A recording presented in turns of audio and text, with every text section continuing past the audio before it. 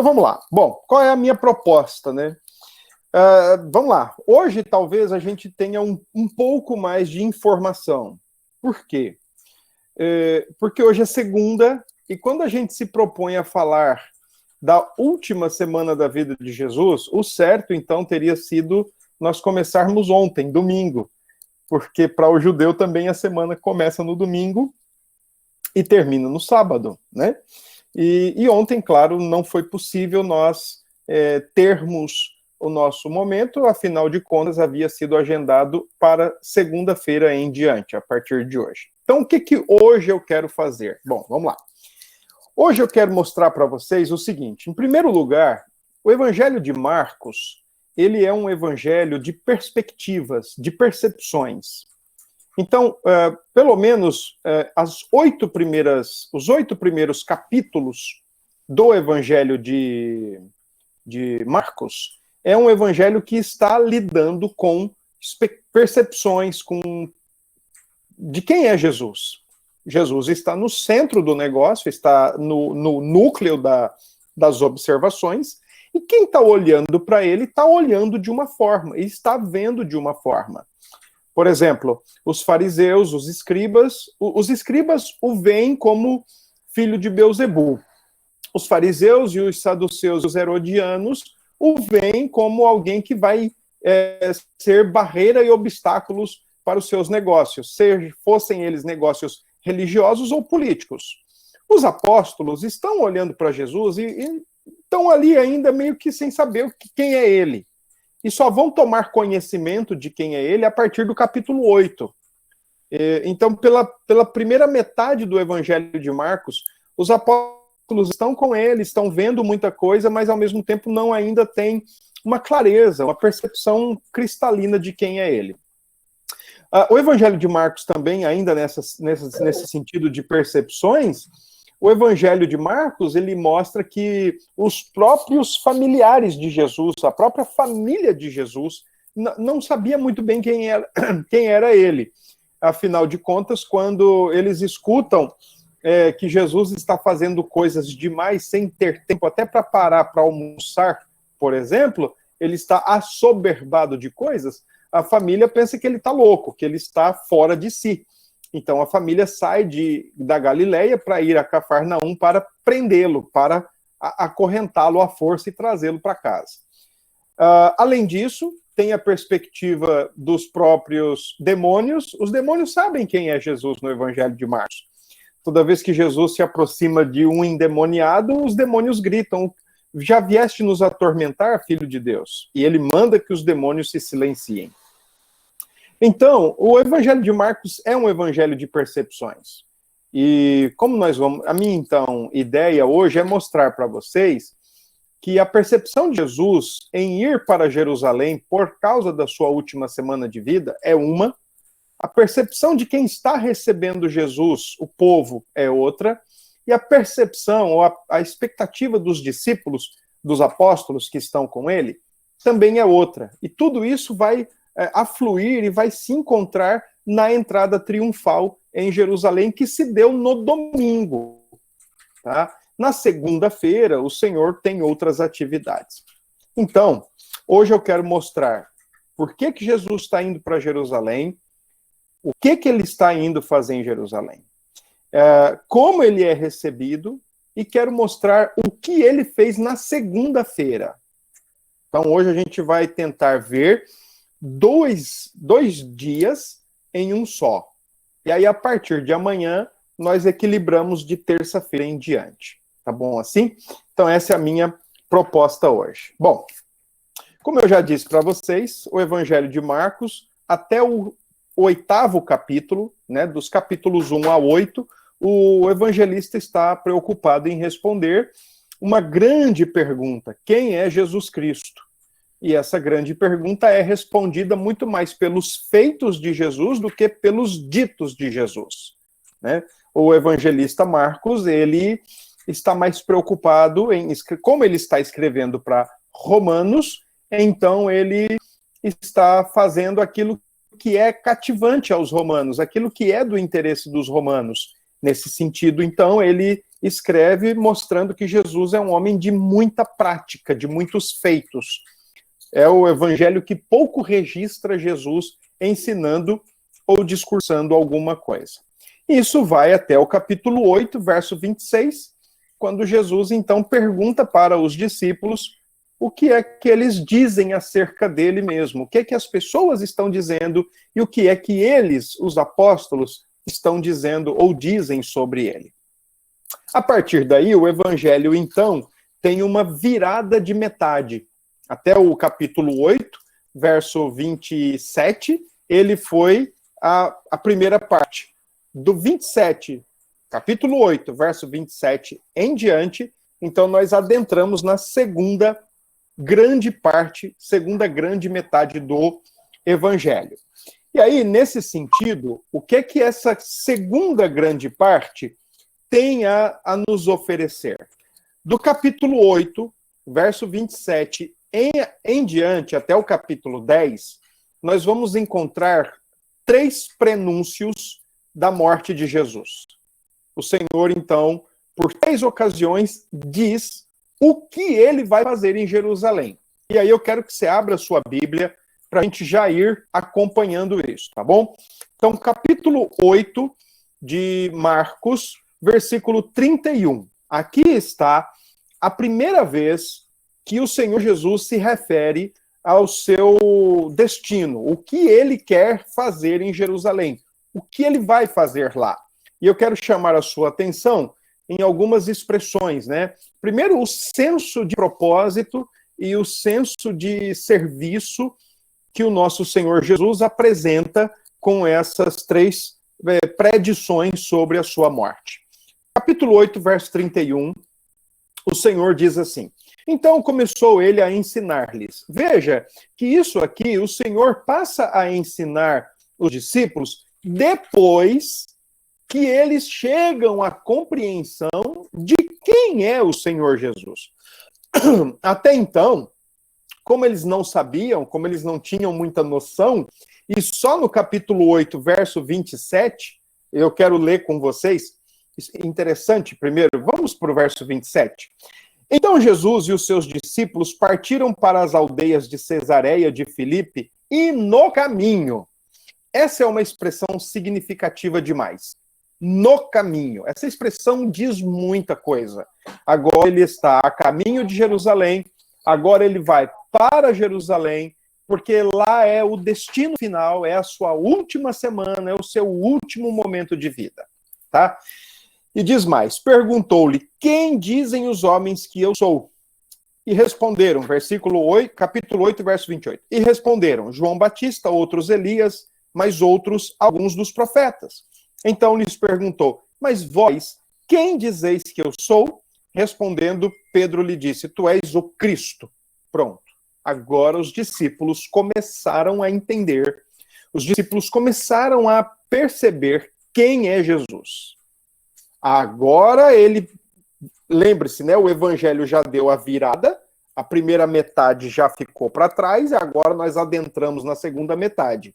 Se a primeira metade tem como grande pergunta quem é Jesus, a segunda metade do evangelho tem como grande pergunta o que ele veio fazer na terra. E a partir dos seus prenúncios, ele vai respondendo o que ele veio fazer na terra. Então aí sim agora 8:31. Diz assim, então começou ele a ensinar-lhes que era necessário. Quero que você lembre dessa expressão e que você ame essa expressão. Era necessário. Necessário por quê, gente? Necessário porque o Pai tinha um plano de pacto para salvar a humanidade e ele entregou seu filho para morrer na cruz em nosso lugar e em nosso favor. Como Cordeiro de Deus, ele necessitava chegar a Jerusalém. Então, essa expressão era necessário, do capítulo 8:31, tem relação direta, tem total relação com o decreto eterno de Deus. É da vontade de Deus que ele esteja em Jerusalém na ocasião da Páscoa. E daqui a pouco eu vou explicar um pouco sobre isso. Bom, e aí diz mais, que o Filho do Homem, agora vem o que ele vai passar em Jerusalém. O Filho do Homem sofresse muitas coisas, fosse rejeitado pelos anciãos, pelos principais sacerdotes e pelos escribas, fosse morto e que depois de 3 dias ressuscitasse. Então aqui nós estamos nos deparando com a primeira ocasião em que o Senhor Jesus prenuncia sua morte. Ele anuncia o que vai acontecer com ele em Jerusalém. Os discípulos, então, começam a ouvir aquilo e ainda não estão entendendo muito bem. Já sabem quem é Jesus, mas agora isso para eles parece surpreendente, a ponto de Pedro, versículo 32, disse assim para ele, mas chamando-o à parte, começou a reprová-lo. Que é isso? Não precisa nada disso. Não se preocupe, olha, então se vai acontecer isso em Jerusalém, não vamos lá. Como eu disse no início, o evangelho de Marcos é um evangelho de percepções. Olha agora o que vem o verso 33. Jesus, porém, voltou-se e, fitando os seus discípulos, repreendeu a Pedro e disse, arreda, Satanás, porque não cogitas das coisas de Deus, e sim das dos homens. Olha, encontros de percepções. A percepção dos homens é salvaguardar a própria pele, salvaguardar o próprio bem-estar, salvaguardar a própria vida, enquanto cogitar as coisas de Deus, ou ver as coisas da maneira de Deus, ou da percepção divina, é de fato ele ir e passar em Jerusalém tudo quanto dele estava escrito.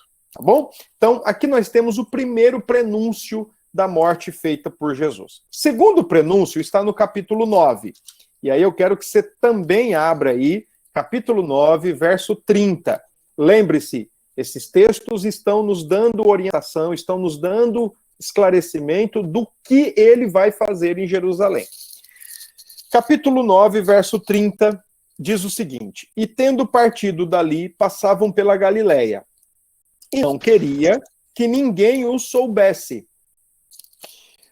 porque ensinava os seus discípulos e lhes dizia, o Filho do Homem será entregue nas mãos dos homens, e o matarão.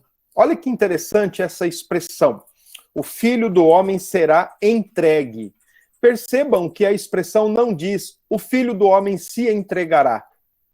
O Filho do Homem será entregue. Faz toda a diferença. Aqui o Senhor está se colocando como o obediente passivo, de se colocar debaixo da lei, de sofrer toda a condenação da lei. Aqui é Deus entregando Deus na mão dos homens. Aqui é o Pai entregando o Filho, o Deus Pai, entregando o Deus Filho, o Deus encarnado, Jesus Cristo, entregando esse Deus na mão dos homens. Literalmente é a ideia total de passividade. O Senhor Jesus está sendo aqui passivo dentro do decreto, capítulo 8, 31 era necessário, e agora ele será entregue. Matarão, mas depois da sua morte ressuscitará. E aí, para nossa surpresa, os mesmos discípulos que entenderam e confessaram que Jesus era o Cristo, olha agora o que é dito sobre eles. Eles, contudo, não compreendiam isto e temiam interrogá-lo. Rapaz, os caras estão dizendo, no capítulo 8, verso 27, 28, eles dizem, o Senhor é o Cristo, o Filho do Deus vivo.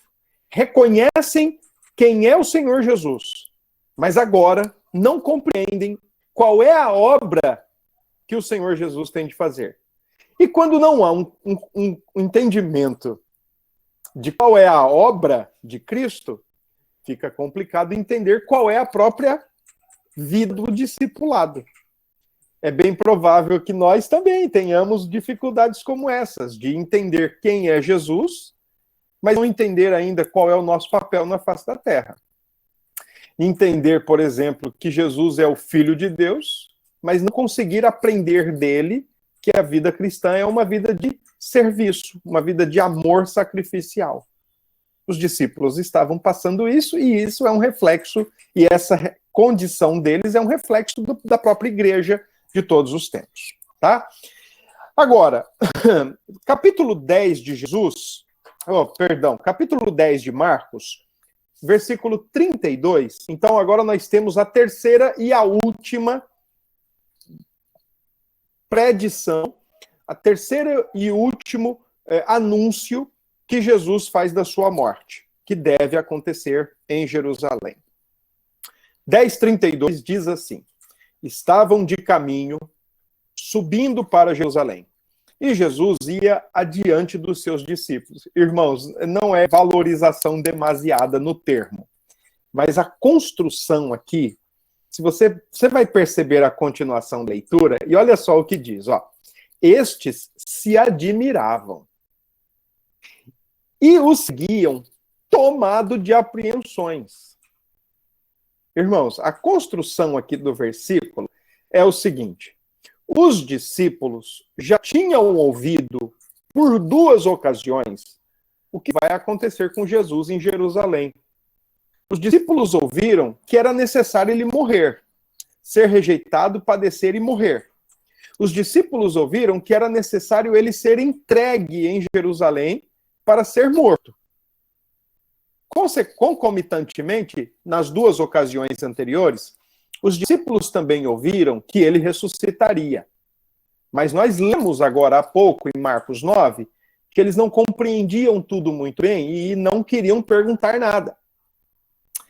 Agora, nós estamos diante do terceiro anúncio da sua morte em Jerusalém, e os discípulos já estão mais recuados. Quando o texto diz que Jesus ia adiante dos seus discípulos, é literalmente aqui, não é apenas uma conotação de motivação ou de intenção, mas é até geográfica. É Jesus na frente e os discípulos alguns metros atrás, tomados de admiração, e essa ideia de admiração aqui tem a ver até com um misto de, peraí, como é que ele diz que vai morrer e ao mesmo tempo ele vai de peito aberto? Tem uma ideia aqui de admiração, tem a ideia de extasiados, mas também tem um pouquinho de receio. E diz o texto que eles estão tomados de apreensões, estão com medo. Estão, assim, inseguros. O que é que vai acontecer com ele? E se acontecer com ele, também vai acontecer conosco. E aí, vamos, não vamos? Deixa ele na frente, a gente vê o que acontece, qualquer coisa a gente corre. Então, esse é o cenário da terceira e última ocasião em que Jesus pré-anuncia a sua morte. E aí vem o versículo 33, dizendo: eis que subimos para Jerusalém. Essa expressão subimos é porque Jerusalém ficava num alto de uma colina. Então a ideia é geografia mesmo. Eis que subimos para Jerusalém. E o Filho do Homem, novamente, refletindo toda a passividade no feito, na ação, o Filho do Homem será entregue aos principais sacerdotes e aos escribas. Ou seja, o Pai vai entregar o Filho na mão dos principais religiosos, na mão dos copistas do Antigo Testamento, os escribas. O Pai vai colocá-lo nas mãos de todos esses em Jerusalém. E o que é que eles vão fazer com o Deus encarnado? Resposta no verso 33. Condená-lo-ão à morte e o entregarão aos gentios. Hão de escarnecê-lo. Essa expressão, entregarão aos gentios, é a expressão que nós vamos ver lá na frente, acho que lá por quinta-feira, quando Jesus é entregue a Pôncio Pilatos, para que Pôncio Pilatos dê o veredito final. Jesus está sendo muito preciso. Ele vai ser negado, rejeitado pelos principais religiosos, pelos escribas, pelos grupos religiosos. Ele vai ser rejeitado pelo povo e pelos gentios, inclusive. Pôncio Pilatos representando os romanos e bem como os soldados. Verso 34 diz: hão de escarnecê-lo, cuspir nele, açoitá-lo e matá-lo, mas depois de 3 dias ressuscitará. Pronto, então, esses 3 prenúncios, Marcos 8, Marcos 9, Marcos 10, nos dá respostas do o que Jesus veio fazer na Terra. Ele veio para morrer. Curiosamente, cada vez que Jesus falou sobre a sua morte, ele precisou corrigir a percepção dos apóstolos. Ele fez isso No capítulo 8, no capítulo 9. E no capítulo 10 é a mais significativa de todas. Por quê? Quero chamar a sua atenção para o versículo 45. Quando Jesus diz, depois de ter anunciado pela terceira vez a sua morte, e logo que ele termina o anúncio, Tiago e João se aproximam dele e pedem para sentarem no reino, um à direita e o outro à esquerda. Estão ainda com uma percepção política estatal do reino, né, terrena e política. Um quer sentar na direita, outro quer sentar na esquerda. Querem os lugares de honra, os lugares de destaque, de autoridade, e isso suscita entre o grupo apostólico um certo ciúmes, um certo ranço, e aí então, a partir do verso 42, o Senhor começa a corrigir pela terceira vez a visão dos apóstolos, e o versículo 45 é o mais interessante, porque diz assim, ó, pois o próprio Filho do Homem não veio para ser servido, mas para servir e dar a sua vida em resgate por muitos. Essa expressão, dar a sua vida em resgate, a ideia de resgate aqui é pagar preço mesmo. É como se você hoje vê a notícia de um sequestro e os reféns agora, para serem libertos, é cobrado um resgate, é cobrado um pagamento para que eles possam ser resgatados. A ideia aqui é que o pagamento vai ser Jesus Cristo, o próprio Cristo. Por isso que no capítulo 8 diz que é necessário, e no capítulo 9 e 10 diz que ele será entregue. Ele é o pagamento que o próprio Deus providenciou para si mesmo para nos perdoar de todos os nossos pecados. Então ele vai se entregar porque ele veio para servir e dar a sua vida em resgate por muitos. Aqui, então, é o texto onde a gente fecha esse preparo para entender o que vai acontecer em Jerusalém. Então, se a primeira grande pergunta de Marcos é quem é Jesus, a segunda grande pergunta é o que ele veio fazer? Ele veio morrer. Ele veio morrer, ele veio dar a sua vida em resgate por muitos, e ele veio salvar todos quantos creem nele. Tá bom? Então é assim que o texto, nós podemos nos preparar agora para o capítulo 11. Então abra a tua Bíblia aí no 11 agora de Marcos. E o capítulo 11 de Marcos, você vai poder observar do versículo 1 ao versículo 11, você vai ler aí que nós vamos ler a entrada triunfal de Jesus em Jerusalém. Aí eu quero ler o texto e quero explicar aí algumas coisas relacionadas a esse texto. Não vai ser uma mensagem, não é pregação, é aula.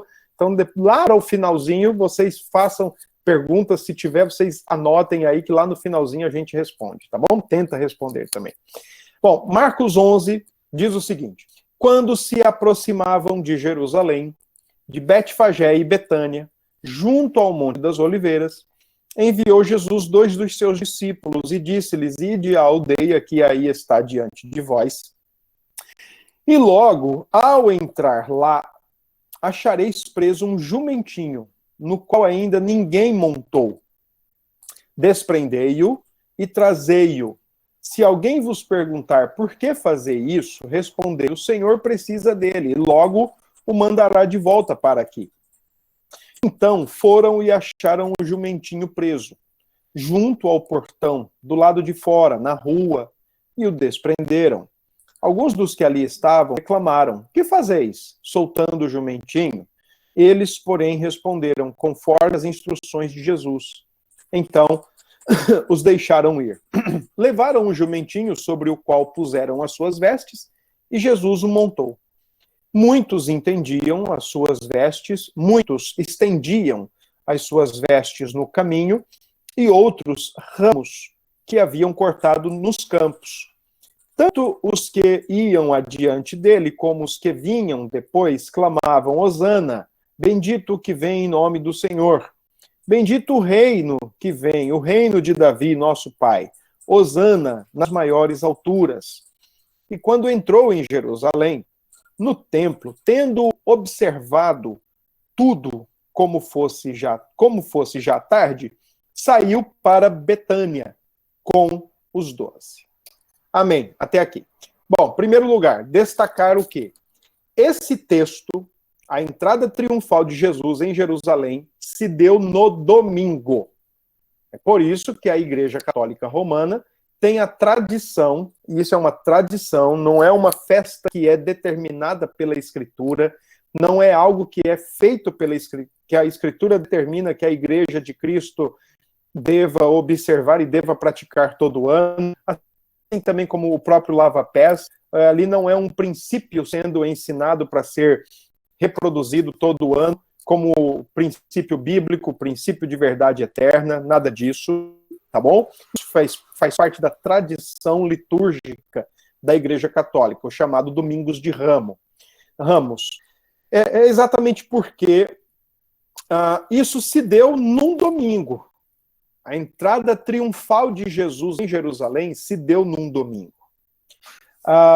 Curiosamente, aqui vai uma curiosidade. Quando você lê o Evangelho de Marcos, você vai perceber que Jesus vai a Jerusalém uma única vez, e ele vai para morrer. No Evangelho de João, ele vai 3 vezes a Jerusalém, e é fato mesmo que ele foi 3 vezes. Marcos coloca uma vez só porque faz parte daquilo que ele está ensinando para os seus leitores, tá bom? Segunda observação curiosa ou importante. No versículo 1, você vai encontrar o nome de uma cidade que é Betânia. E no versículo 11, você vai encontrar também essa mesma cidade, Betânia. Então você encontra a alusão no texto, a referência no texto. Jesus está chegando em Jerusalém, só que ele fica numa cidade alguns quilômetros antes, que é exatamente a cidade de Betânia, aproximadamente a 3 quilômetros de Jerusalém, uma distância de 3 quilômetros. Tá? E quando ele vai a Jerusalém, ele tem a sua recepção triunfal, e ele vai ao templo, de acordo com o versículo 11, ele vai ao templo, ele observa o que está acontecendo no templo, e aí diz o versículo 11 que ele volta para Betânia com os 12, porque já era tarde. Possivelmente aqui já era perto de 18 horas, lembrando que a contagem de horas de um judeu era de 6 da manhã às 6 da tarde, dia, de 6 da tarde às 6 da manhã do outro dia, noite. Dividia-se especificamente às 12 horas. Então, aí, quando faz a menção aqui de já ser tarde, já era próximo de 18 horas, então já tinha que estar em casa, já tinha que estar quietinho no seu canto, tá? Então, Betânia, a 3 quilômetros, sentido leste de Jerusalém, é o quartel-general, vamos dizer assim. É o ponto de apoio, é o lugar de apoio aonde Jesus e os apóstolos vão ficar.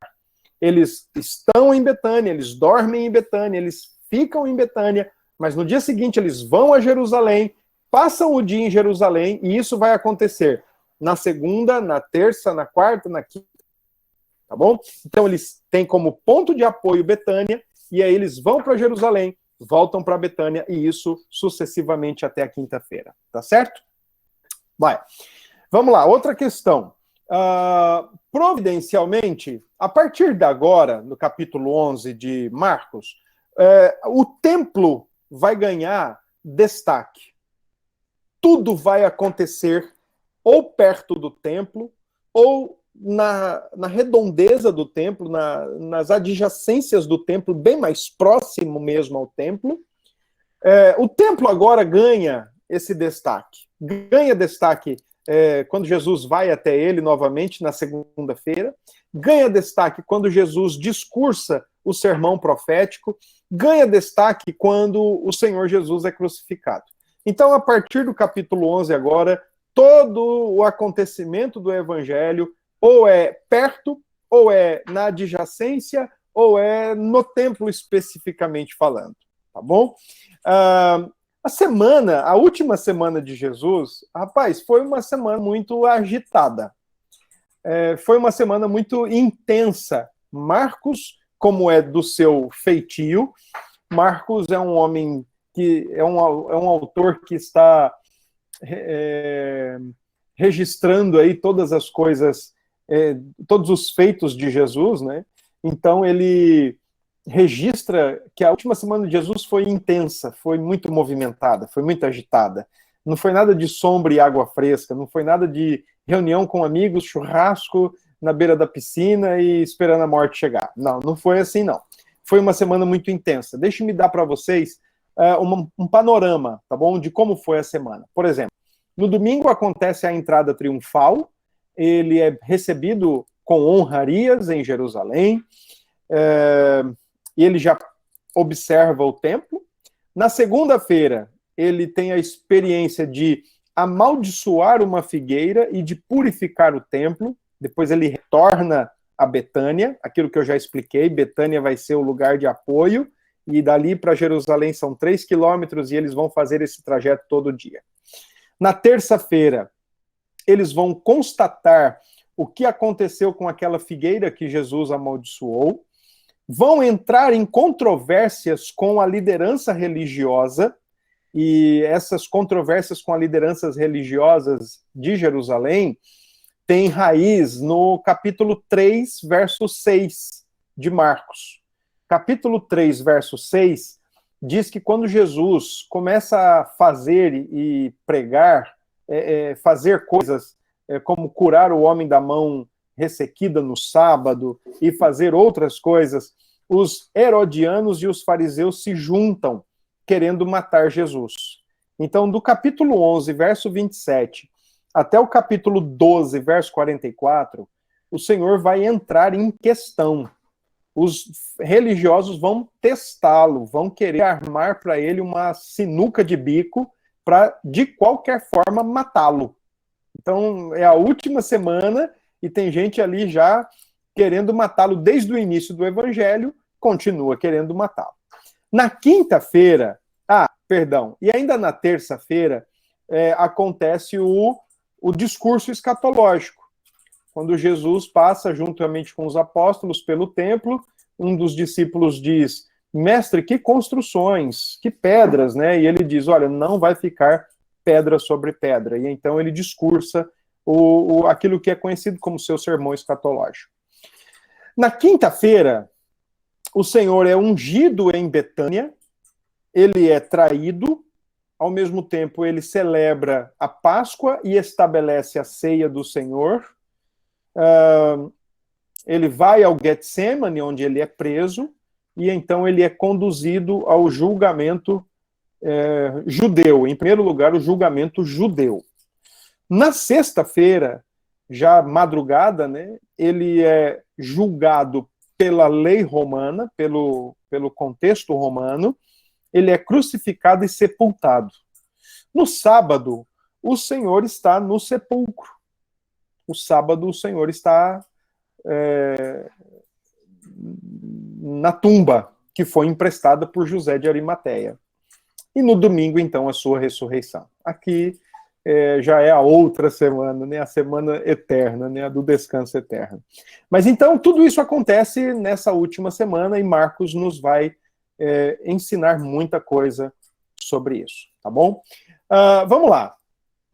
Vamos agora voltar para o capítulo 11, e como eu já expliquei para vocês o papel da cidade de Betânia e a relação que essa cidade, Betânia, tem com Jerusalém e, claro, com Jesus e os apóstolos como o local de apoio para que eles estejam e então vão a Jerusalém e voltem, vão a Jerusalém e voltem. Em primeiro lugar, a gente tem que ver aí, eu tenho que fazê-los lembrar de uma coisa interessante até. Queria que você abrisse a sua Bíblia em Êxodo, capítulo 12 de Êxodo. Capítulo 12 do livro de Êxodo, segundo livro de Moisés, lá no Antigo Testamento, né? Capítulo 12 do livro de Êxodo é o capítulo que trata exatamente da instituição da Páscoa. Conforme eu já anunciei, nós vamos, a última semana de Jesus, ela simplesmente acontece na semana da Páscoa.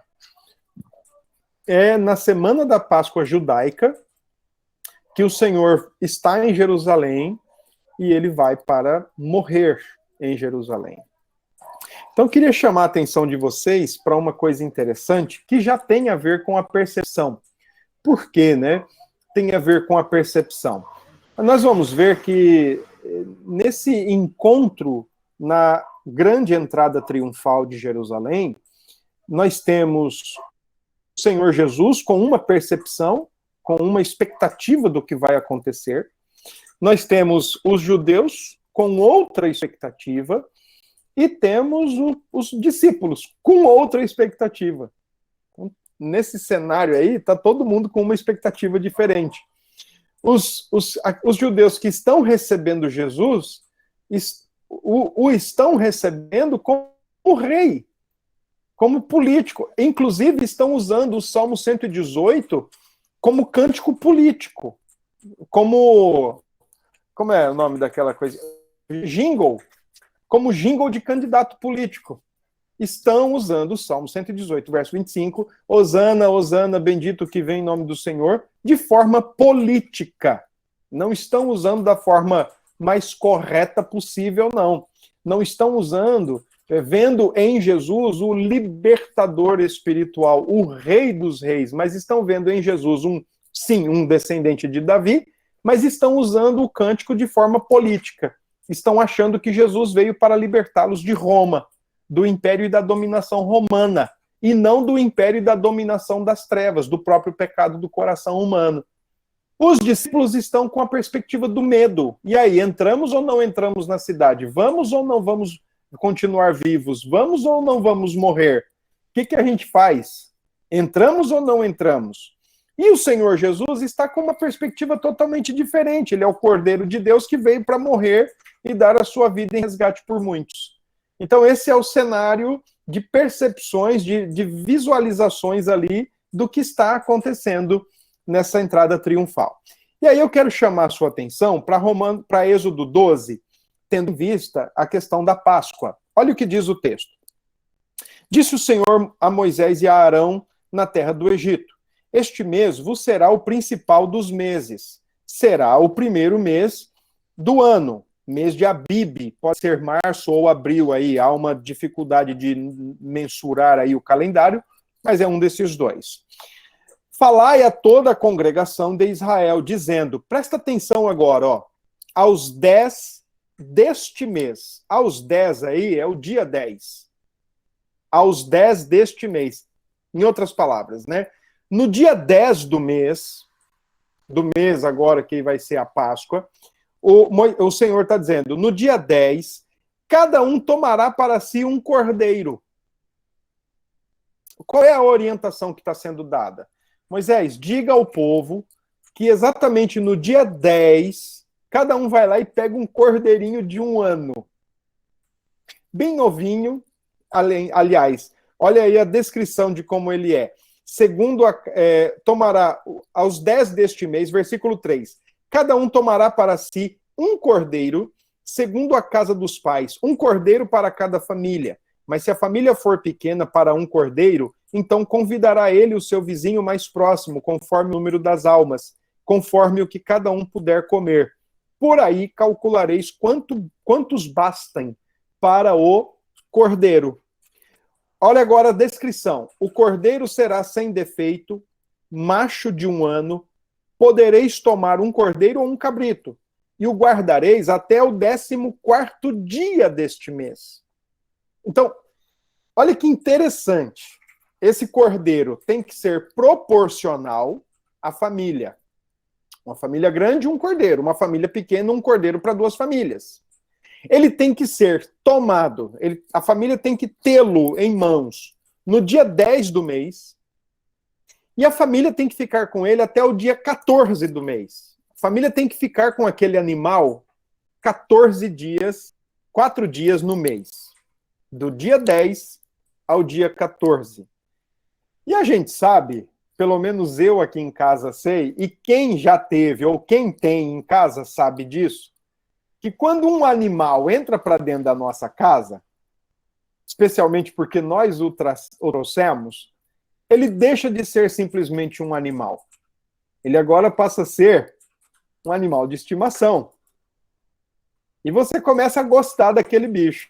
E você começa a cuidar dele. Você começa a dar de comida, dar de água para ele beber. E você providencia ali tudo que é necessário para ele. Porque ele passa a ser um animal de estimação. Uma vez eu estava no sertão aqui do nosso estado e conversando com um agrônomo, ele disse que nesse período recente que nós tivemos de estiagem, ele estava comentando que a pior coisa que pode acontecer para um sertanejo não é nem a falta de água, mas é quando morre um bicho.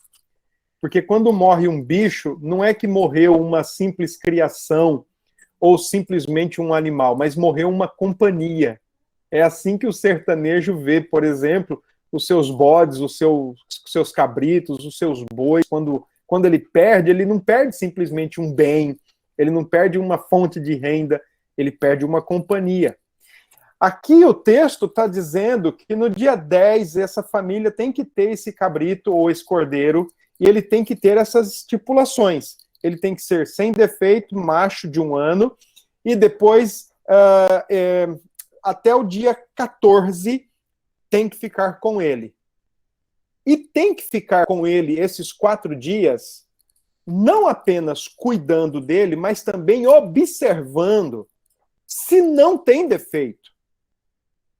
Então percebam que os 4 dias que estão sendo dados para cada família ter o seu cordeiro, não é meramente para dar comida e água, e para cuidar bem dele, para se apegar apenas, embora isso vai acontecer. Mas é tempo colocado para se perceber se tem ou não defeito, se tem ou não alguma rusga, alguma mancha, alguma mácula. Porque se tiver, não pode ser usado na Páscoa. Agora, se ele não tiver defeito, ele pode ser imolado, ele pode ser sacrificado. E o seu sangue, então, vai ser passado nos umbrais da porta, das vergas da porta, para que o anjo destruidor, de acordo com Êxodo 12, não entrasse na casa dos primogênitos. Bom, qual é a perspectiva dos judeus quando vão receber Jesus? Volta lá para Marcos 11. Qual é a perspectiva dos judeus quando recebem Jesus na entrada triunfal? É a perspectiva do rei político. Qual é a perspectiva dos discípulos que estão indo com Jesus e veem todo aquele cenário da entrada triunfal, mas já foram 3 vezes anunciados do que eu esperava? É a perspectiva do medo, é a perspectiva do receio. Mas qual é a perspectiva de Jesus? A perspectiva de Jesus, inclusive de acordo com os 3 anúncios da sua morte, a perspectiva de Jesus é a perspectiva do Cordeiro de Deus. É a perspectiva daquele que sofre pelo seu povo, daquele que dá a sua vida em resgate por muitos, daquele que derramará o seu sangue em resgate por muitos. Ele chega na cidade no dia 10 e ele morre 4 dias depois. O Cordeiro de Deus é imolado na sexta-feira, 4 dias depois da sua entrada em Jerusalém. Ele é investigado, ele é inquirido pelas lideranças religiosas e políticas da sua época, nos capítulos 11 e 12. Ninguém encontra nele defeito. É por isso que ele tem que ser levado, inclusive, a Pôncio Pilatos. E Pôncio Pilatos tem que dizer o que ele diz: não vejo nele crime algum. Em outras palavras, a última semana de Jesus em Jerusalém é a semana do atestado. Atestado de pureza, atestado de santidade, atestado de inocência. Ele é o Cordeiro de Deus que veio para morrer pelo seu povo. Ele não é um rei político, ele não é um propagador de ideias políticas ou revolucionárias, ele é o Cordeiro de Deus que veio para morrer pelo seu povo. Bom, ainda em relação ao capítulo 11, de maneira providencial, o Senhor manda os apóstolos irem atrás do jumentinho. Um jumento, na época de Jesus, era muito bem mais tratado que na nossa própria época. Na nossa época, né, nos nossos dias, o jumento, às vezes, ele é tratado de maneira jocosa. brincamos muito com o jumento, né? A não ser Luiz Gonzaga, que sabiamente uma vez disse que o jumento é o nosso irmão, animal sagrado que carregou o Senhor Jesus. Mas da nossa forma, né? O jumento na nossa cultura que não é nada, mas na cultura de Jesus, gente, ela era cheia de significados, ela era repleta de significados. Bom, deixe-me explicar isso. Em primeiro lugar, quando um rei ele ia para a guerra, especialmente o rei de Israel, ele ia para a guerra, entoavam o Salmo 20. O Salmo 20 era o salmo do rei que vai para a guerra. E quando o rei ia para a guerra, ele ia a cavalo. Quando o rei voltava da guerra, os judeus entoavam o Salmo 21, que era o salmo do rei que voltou da guerra e voltou vitorioso. E quando o rei voltava vitorioso, ele voltava montado não num cavalo, mas ele voltava exatamente montado num jumento, que era exatamente para dizer, está estabelecida a paz. Jumento, no Antigo Testamento, ele, sem ser montado, ele era um animal separado para fins religiosos. Então, se você olhar rapidinho aí na sua Bíblia, dá um pulinho lá em Números, capítulo 19, e você vai ver aí a relação do porquê do jumento, né?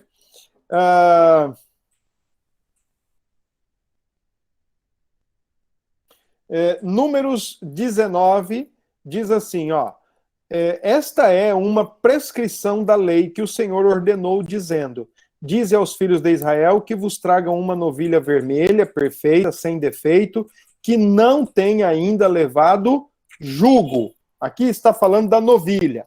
Agora, deixe-me achar aqui o outro texto. Ó. Deuteronômio 21, 3. A relação é a mesma. Os anciãos da cidade mais próxima do morto tomarão uma novilha da manada que não tenha trabalhado nem puxado com o jugo, que era aquele material para fazer o arado da terra. 1 Samuel, capítulo 6, novamente você vai ver ali o uso de animais sem que tenham sido montados para fins religiosos. Agora, pois, 1 Samuel 6, 7.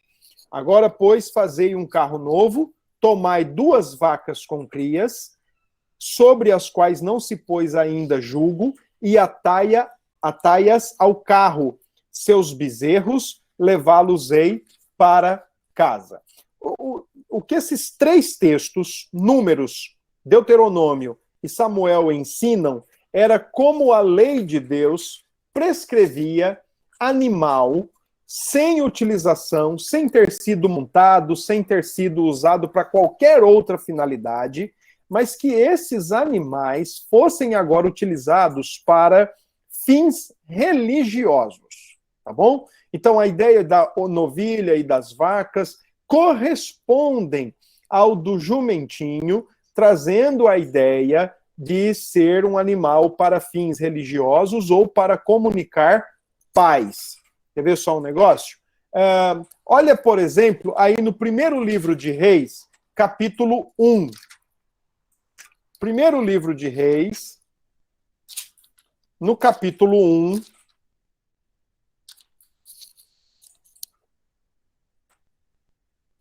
Primeira Reis, capítulo 1, verso 32. No momento da constituição de rei, né? No momento em que Salomão é constituído rei em Israel, olha o que diz o verso 33. Disse-lhes o rei, tomai convosco os servos de vosso senhor e fazei montar meu filho Salomão na minha mula e levai-o a Giom.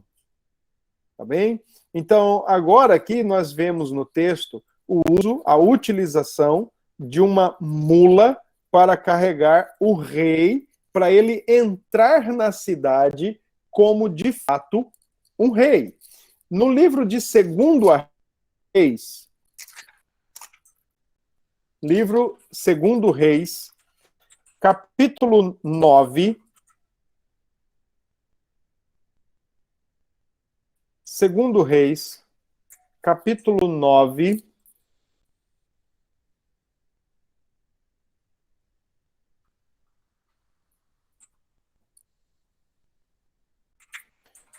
Deixe-me ver aqui onde está o verso. Só um minutinho.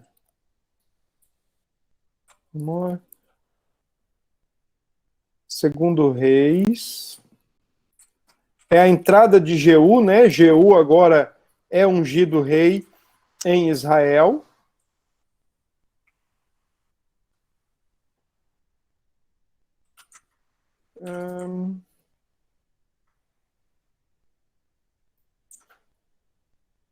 Não estou achando. Deixa esse texto. Depois eu procuro direitinho e passo para vocês.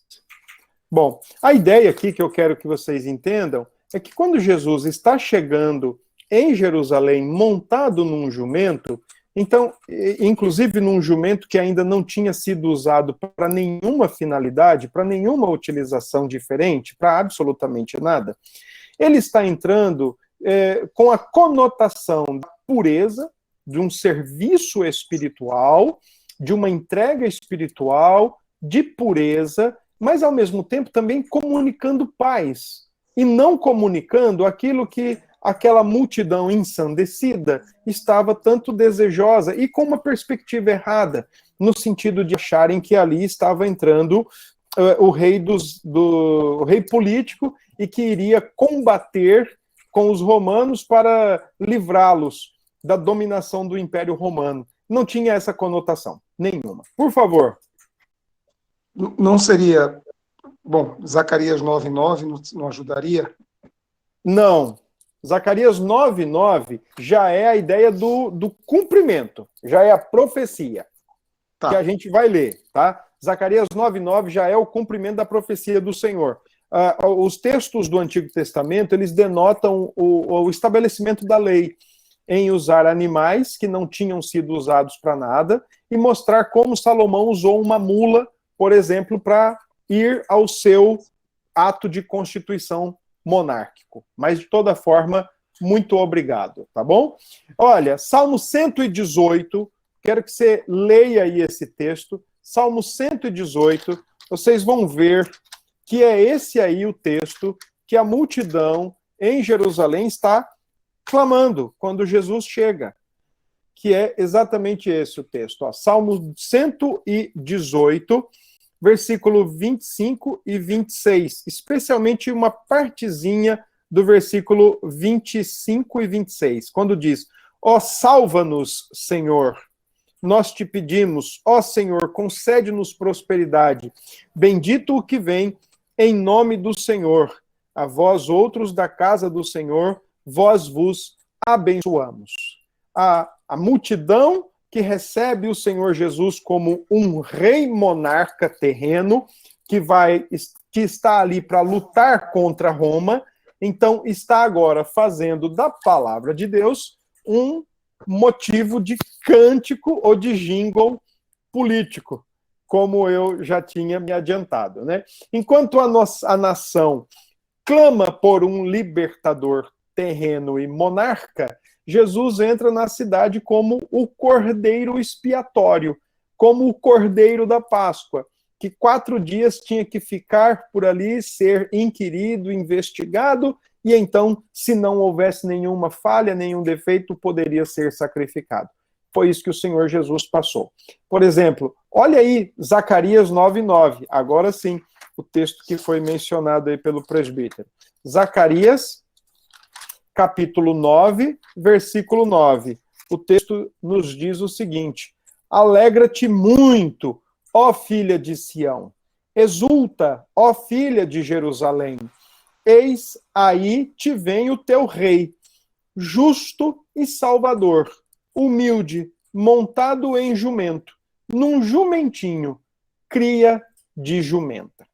Tá bom? Aqui então há uma profecia que ele viria a Jerusalém montado num jumentinho, e é de fato isso que acontece. Enquanto cavalos eram sinônimos de carros, eram sinônimos de armas de guerra, de força de um exército para a guerra. Por isso que tem aquele salmo, o Salmo 20, quando o rei vai... Abram aí o Salmo 20, por favor. Quando o rei vai à batalha, olha o que diz aí neste salmo. O salmo era entoado pelo povo, enquanto o rei liderava o exército, saindo da cidade para ir à batalha. Então, o versículo 1 do Salmo 20 começa: o Senhor te responda no dia da tribulação, o nome do Deus de Jacó te eleve em segurança. E aí vem a oração do povo pelo rei. E aí nós vemos o versículo 7. Uns confiam em carros, outros em cavalos. Nós, porém, nos gloriaremos em o nome do Senhor, nosso Deus. Cavalo era sinônimo de arma, de exército, de força, de militarismo. Jumento era sinônimo de paz, era sinônimo de tranquilidade, de pureza. Então, quando Jesus entra na cidade montado num jumentinho, por causa da sua percepção errônea, a multidão até o recebe com honra, mas com a motivação totalmente errada, porque não estão reconhecendo ele como o verdadeiro Cordeiro de Deus e a verdadeira libertação que ele veio trazer. Estão confundindo as coisas. Tá bem? E aí, deixe-me concluir esse primeiro momento do capítulo 11, quando diz aí no texto que Jesus vai ao templo. No versículo 11, diz assim: quando entrou em Jerusalém, no templo, tendo observado tudo, como já se fosse tarde, saiu para Betânia com os 12. Retorna para o seu lugar de apoio, né? Jesus vai ao templo, e ali é o seu domínio, ali é o seu lugar, ali é a sua área, né? E ele está observando o que está acontecendo no templo, no entanto, ele já está planejando a ação para o dia seguinte. Como já era tarde, o templo seria fechado. E então ele precisou voltar para Betânia. Não se fazia nada a partir das 18 horas. Essa expressão que aparece no versículo 12, no versículo 11, a expressão com os 12, ela vai ser uma expressão que vai aparecer muitas vezes também nesses últimos capítulos do Evangelho. Pois agora é um momento decisivo na vida de Jesus, como também é um momento decisivo na vida dos apóstolos. O Senhor Jesus ensinou o que é estar com ele, quem quer andar com ele, quem quer estar com ele, então tem que se negar a si mesmo, entregar a sua própria vida, renunciar à sua própria vida e dar em serviço. Então, o que ele ensinou, agora ele vai mostrar na prática. E quem quiser ir com ele tem que tomar a decisão de esperar passar pelo que ele também passou. Então, é uma semana decisiva para Cristo e é uma semana decisiva para os apóstolos.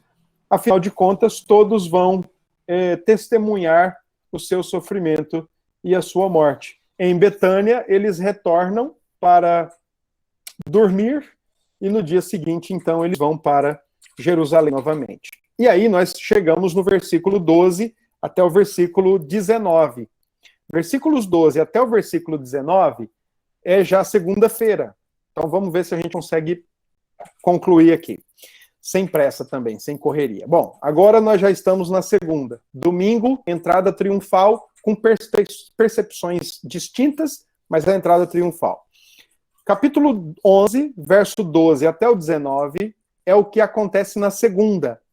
E esses subtítulos aí, embora não façam parte do texto original, nos ajudam demais. Figueira sem fruto, a purificação do templo. Bom, vamos lembrar aqui o que é que está acontecendo nesse caso. Marcos, ele tem um estilo de escrita que é bem interessante. Ele, às vezes, junta dois assuntos na forma de um sanduíche. Então, ele coloca uma parte, um texto, depois outro texto, e depois ele retoma aquele texto de cima, ele retoma aqui, fechando ali o pão e o recheio. E exatamente aqui em Marcos 11 acontece isso. Aconteceu isso em Marcos 13, em Marcos 7, e agora acontece em Marcos 11. O assunto aqui é a religiosidade infrutífera, mas com aparência de fruto. Né? Jesus aqui condena a religião que tem aparência de ser frutífera, mas não dá fruto, e condena a ideia de você estar num lugar religioso, mas ao mesmo tempo distante daquela piedade ali exigida. Então, como senhor do templo, ele vai ao templo, e no caminho, versículos 12 a 14, eles passam por uma figueira. E o texto diz que Jesus teve fome quando saíram de Betânia. E de longe, o texto versículo 11 e 13 diz que eles viram de longe uma figueira com folhas e foi ver se nela, porventura, acharia alguma coisa. Por que que eles foram ver se achariam alguma coisa? Porque eles sabiam que quando uma figueira tinha muitas folhas, era sinônimo que ela tinha fruto. Essa era uma forma de se entender na época que aquele pé de árvore estava com frutos, tinha muitas folhas. Então Jesus foi e falou, opa, tem fruto ali, eu estou com fome, a turma também tá, vamos lá pegar uns frutos. Aproximando-se dela, nada achou, senão folhas, porque não era um tempo de figos. Então lhe disse Jesus, nunca jamais coma alguém fruto de ti. Seus discípulos ouviram isso. Sobrou para a pobre da figueira. No entanto, a ideia de Marcos aqui é explicar como Jesus já estava e iria tratar Jerusalém, o povo de Deus, que era um povo aparentemente frutífero, mas que não estava produzindo fruto sequer. E essa aparência frutífera não está na figueira, mas está no templo. O templo de Herodes agora não é nem mais o templo de Salomão, e muito menos o reconstruído por Zorobabel. Esses dois já tinham sido profanados e destruídos. Agora é o templo de Herodes, uma construção muito maior que, inclusive, o próprio templo de Salomão. O templo, com toda a sua, com todo o seu monumento, com toda a sua aparência de lugar religioso, era um lugar infrutífero e um lugar de distração. E um lugar de interesses escusos, motivações egoístas, motivações humanas. É por isso que quando Jesus chega no templo, versículo 15, o texto diz que eles foram para Jerusalém, entrando ele no templo, passou a expulsar os que ali vendiam e compravam, e derrubou as mesas dos cambistas e as cadeiras dos que vendiam pombas. Não permitia que alguém conduzisse qualquer utensílio pelo templo. Aqui já tem dois problemas envolvendo o templo. O primeiro não é a presença dos comerciantes e dos cambistas. E o segundo problema também não é a questão de ter pessoas, é a questão de fazerem do templo o que estavam fazendo. Quando Jesus fala no versículo 16, não permitia que alguém conduzisse qualquer utensílio pelo templo, as pessoas estavam usando o espaço do templo para atalho, para cortar caminho, para andar menos. Então, se estavam carregando uma coisa de uma casa para outra, para não ter que, por exemplo, dar a volta na quadra, cortavam caminho pelo templo. Já não tinham a menor sensibilidade em relação ao templo. E a questão dos cambistas e dos comerciantes, isso daqui tem muito a ver com o que estava acontecendo entre eles e os próprios sacerdotes. Rapidinho, só para você entender. Tem duas questões. Cambista envolvia troca de moeda. Comerciantes vendiam os animais. Todo judeu que morasse até 25 quilômetros de Jerusalém, ele era a ir para Jerusalém na Páscoa, que era uma das festas ordenadas por Deus, ordenadas perenemente. Então, aqueles que moravam 25 quilômetros de distância era obrigado a irem. Os que moravam 25 quilômetros de distância para lá não eram tão obrigados assim. E tem um detalhe, por exemplo, a presença dos cambistas indica que no templo só aceitavam um tipo de moeda. Mas mais para frente nós vamos ver, o judeu tinha sérias sérias restrições com a moeda romana e com moedas de outros lugares. Então, os cambistas estavam ali exatamente para trocar a moeda, para que no templo fosse só utilizada a moeda do judeu, a moeda que o povo judeu utilizava. E os animais estavam ali ou para alguém comprá-lo, para oferecer o seu sacrifício naquele momento, ou se porventura alguém viesse no caminho e fosse roubado, o que era comum acontecer, ou o seu animal fosse constatado com algum defeito, então ali já tinha animal para suprir essa necessidade.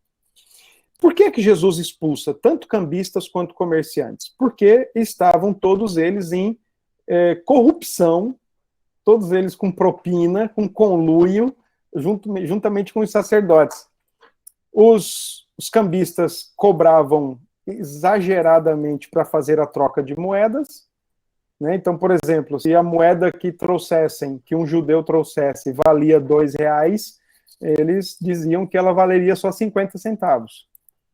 E qualquer animal que era trazido, eles colocavam defeito para ter que entregar e comprar um outro animal adequado às ordenanças dos sacrifícios. Então, o templo está sendo usado para lucro, para comércio espúrio e, ao mesmo tempo, para atalho. Então, quando o Senhor está agora no templo, diante de todo aquele monumento com grande aparência de religião, mas o negócio está desenfreado, então ele expulsa todo mundo dali, ele desce o chicote, ele se ira sem pecar. E diz no verso 17, a minha casa será chamada casa de oração para todas as nações. Salmo, ele aqui cita, né, o Salmo 56, será chamada casa de oração, casa para todas as nações, Salmo 68, perdão. E aí no verso 18 diz, e os principais sacerdotes e escribas, ouvindo estas coisas, procuravam um modo de lhe tirar a vida. Vai lá em Marcos capítulo 3, verso 6. Marcos capítulo 3, verso 6. Lá nesse texto você vai ver novamente essa mesma expressão. Só que aqui, veja, né, lá em Marcos 11, os principais sacerdotes e escribas, dois grupos. Em Marcos 3, 6, retirando-se os fariseus, conspiravam logo com os herodianos contra ele, em como lhe tirariam a vida. Então, perceba, no capítulo 3, já tem dois grupos confabulando como vão matá-lo.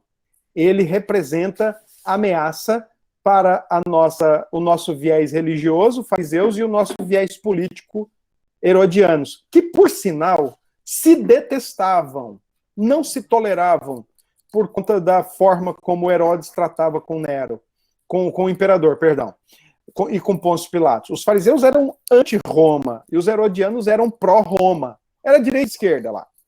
Os caras estavam nesse patamar já. E aí, o que acontece? No capítulo 11, agora você tem mais dois grupos vendo em Jesus uma ameaça. Os principais sacerdotes e os escribas. Os milicianos, digamos assim, os milicianos do templo.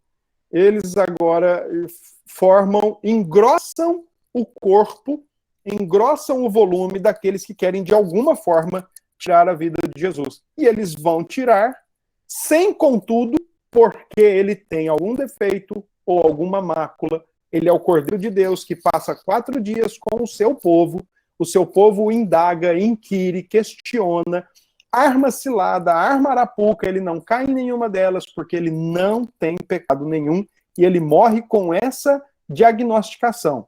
Não vejo nele crime algum. Tá bom? E aí, ainda no verso 18, procuravam um modo de lhe tirar a vida, pois o temiam. Mexer com Jesus, presta atenção nisso, mexer com Jesus na Páscoa, na segunda-feira da última semana de vida dele, mas, porém, na Páscoa, toda a multidão se maravilhava de sua doutrina. eles iriam enfrentar a ira do povo. Então, eles estão ali com ódio de Jesus, mas ao mesmo tempo sabendo que eles não podem dar ocasião para que toda a multidão queira matá-lo. E aí diz o final do verso, diz o verso 19, vindo à tarde, saíram da cidade. Ou seja, retornam a Betânia para dormir e voltam no dia seguinte, que é o versículo 20, nós não vamos entrar nele, que é o versículo 20, e aí já é referente à terça-feira. Bom, então, resuminho rápido. O que é que Jesus foi fazer em Jerusalém? De acordo com Marcos 8, 9 e 10, ele vai para morrer, para dar sua vida em resgate por muitos, mas para também exemplificar para os seus discípulos que o que ele está anunciando ele vai fazer, e quem quer se identificar com ele não pode esperar menos que isso. Ele chega em Jerusalém no domingo, apesar de ser recebido como um rei monarca terreno, político, ele é o Cordeiro de Deus, que veio para morrer e dar a sua vida em resgate do povo. Embora o povo e os discípulos tenham uma perspectiva diferente, Jesus mantém-se centrado no que ele veio fazer, no que ele foi fazer em Jerusalém durante a sua última semana, e é isso de fato que ele vai fazer. Tá? Ele usa um jumentinho, cumprindo a profecia de Zacarias 9:9, sinônimo de paz, animal que era para carregar, ser usado para finalidade religiosa, porque comunicava, além da ideia de paz, comunicava a ideia de pureza. Os judeus, na sua recepção, usam a palavra de Deus e cantam de maneira política o salmo, achando que ele é um rei libertador, e ele encerra o domingo já pensando como vai ser a segunda-feira. Na segunda, ele condena todo o estereótipo de religião frutífera que aparenta ter fruto, mas não tem fruto algum. Ele condena isso ilustrativamente a partir da figueira, mas atuante no templo. Tanto é que amanhã, terça-feira, quando a gente ler o versículo 20 em diante, vai haver aí o resultado do que aconteceu com a figueira, fechando aquele sanduíche que eu falei para vocês que Marcos usa muito para escrever. Pega dois assuntos com outro assunto, ele pega dois assuntos diferentes, ele faz um sanduíche com esses dois assuntos, porque eles têm a mesma ideia. Todo estereótipo religioso que não der frutos, ele condena.